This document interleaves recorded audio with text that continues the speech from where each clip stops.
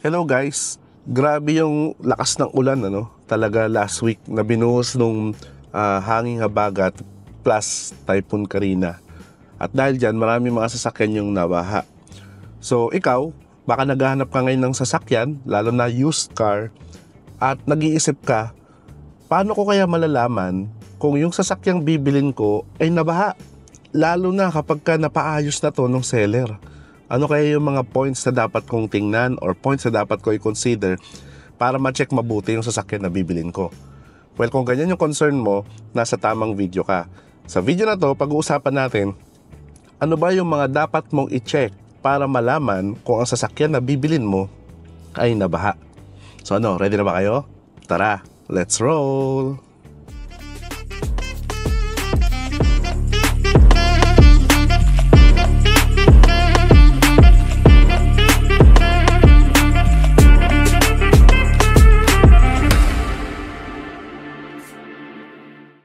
Okay, number 1 na i-check ninyo, smell.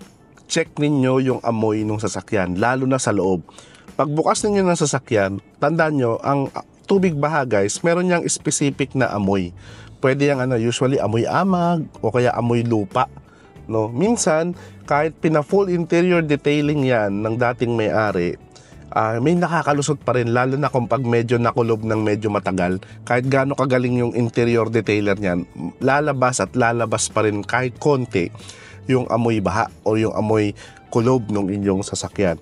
Makakatulong din dyan guys, start ninyo yung sasakyan, on nyo yung aircon. Usually lumalabas sa mga aircon vents yung mga namuo kasi hindi naabot ng interior detailer yung loob nung dashboard, di ba? So usually lalabas dyan yung mga amoy amag, amoy baha, amoy lupa na amoy kapag inopen ninyo yung aircon. So check nyo muna agad yung amoy. Number 2 na i-check ninyo, check ninyo yung moisture. Halimbawa, check nyo yung mga carpet ng sasakyan. May sign ba yan na nabasa? Yung kisame, may sign ba yan ng guhit na parang may water damage? Parang sa mga kisame ng bahay natin. Check nyo yung mga pagitan or ilalim ng mga upuan. Yung headlights ba niya, meron ba siyang moisture sa loob? May tubig-tubig ba sa loob? Kasi sign din yon na pwedeng pinasok ng tubig baha yung headlight niya or umabot hanggang doon yung tubig, yung housing. Check nyo din kung parang may tubig sa loob, yung sa ilalim, pinakakasulok-sulukan. Huwag yung mga common kasi yun yung target ng mga detailer Check nyo yung mga pinakakasulok-sulukan part ng sasakyan. Baka may sign ng tubig or basa. Yun, sign nyo na nabaha yun. Next, look for mga rust or kalawang or corrosion. Check niyo yung mga singit-singit sa pagitan ng pinto. Pag binuksan nyo yan, check nyo yan. Check nyo yung mga ilalim ng sasakyan, yung pang ilalim mismo. Iangat ninyo para makita nyo kung may rust. Pwede rin sa engine bay, yung pinaka singit-singit, loob-loob ng engine bay natin. Check ninyo, baka may sign niya ng kalawang. Sa trunk, huwag nyo palalampasin yung trunk. Buksan niyo yung trunk. Iangat niyo yung yung reserve tire.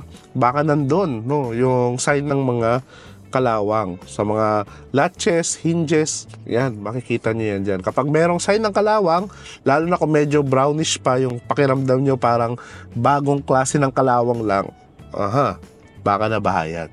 So, yun. Number 4, bukod sa kalawang, check nyo yung mga dirty spots, maruruming part. Usually yung flood water guys, nag-iiwan yan ng brownish color sa interior or exterior ng sasakyan. Well, most of them naman ay talagang maaalis ng mga expert detailers. Pero check nyo yung mga posibleng hindi nila matanggal na part. Halimbawa, yung glove compartment sa dashboard, buksan nyo yan.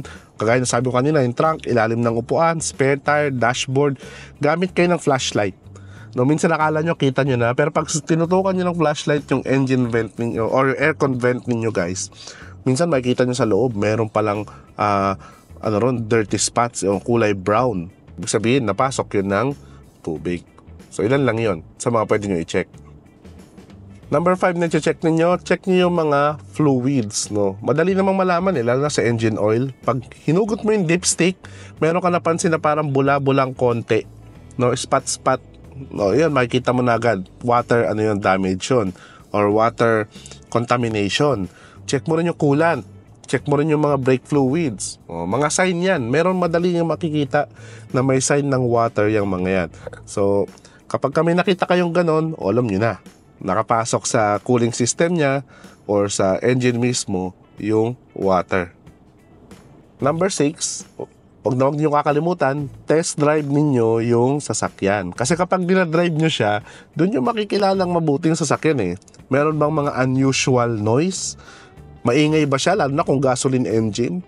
Usually, gasoline engine, tahimik. Meron bang hesitation or palyado ba kapag ka pinapaandar ninyo? Rough idling ba siya? Yung galaw ng galaw yung RPM niya? Hard starting ba? No, check nyo lahat ng electricals. Gumagana ba yung ilaw? Gumagana ba yung radyo? Interior lights ba niya? Okay, signal lights, hazards, lahat ng yan.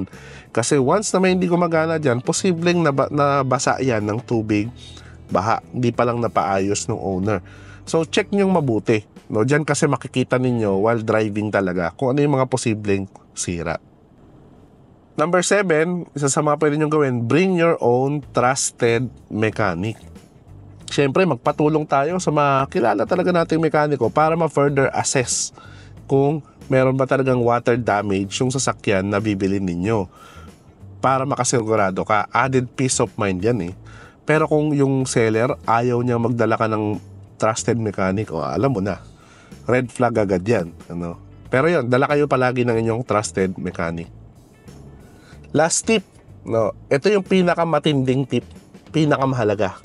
Mag-isip mabuti. No, think twice before bilhin yung sasakyan. Huwag magpadala sa sales talk ng seller. May mga seller kasi ang galing talagang ang galing talagang magbenta, di ba? Mapapabili ka talaga. May mga ganong seller. Kaya mag-isip mabuti.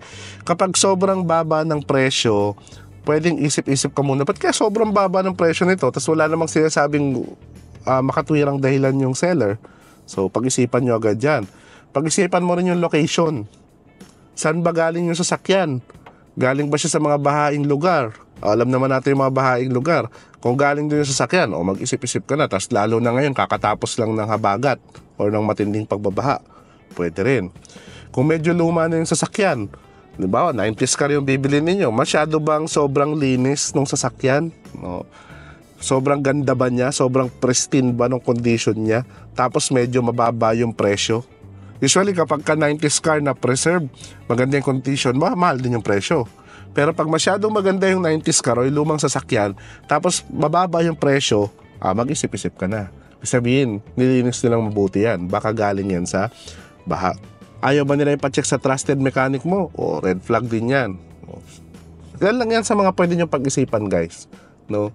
Para ma-check nyo mabuti. Basta gamitan nyo palagi ng pag-iisip. No? Huwag kayong magpadala sa mga sales talk or sa mga sasabihin ng seller. Pag-isipan nyo talaga mabuti yung situation or yung mga telltale signs na nakikita ninyo sa seller at sa sasakyan bago nyo siya bilhin.